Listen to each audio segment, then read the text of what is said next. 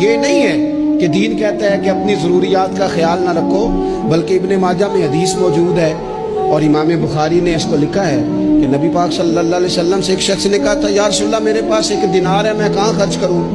حضور نے خرچ کرنے کی ترتیب بتائی، فرمایا اسے اپنی ذات پر خرچ کر۔ عرض کی یا رسول اللہ صلی اللہ علیہ وسلم اگر میرے پاس 1 اور دینار بھی ہو؟ فرمایا اسے اپنی بیوی پر خرچ کر۔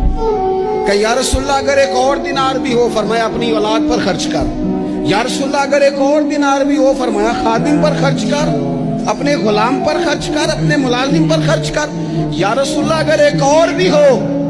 تو فرمایا پھر تو تجھے اللہ کے راستے میں دینا چاہیے نا، پھر تو تجھے فی سبیل اللہ کچھ کام کرنا چاہیے نا۔ اگر اللہ نے تجھے یہاں تک وسعت دی ہے کہ بیوی کا خرچہ بھی پورا ہو گیا، بچوں کا بھی ہو گیا، خادم کا بھی ہو گیا، تیرا اپنا بھی ہو گیا، اتنی ساری نعمتوں کے بعد بھی اگر کوئی نہیں بانٹتا، پھر اسے سوچنا تو چاہیے نا، اسے غور تو کرنا چاہیے نا، جب اتنی ساری اللہ نے اسے وسعت دی۔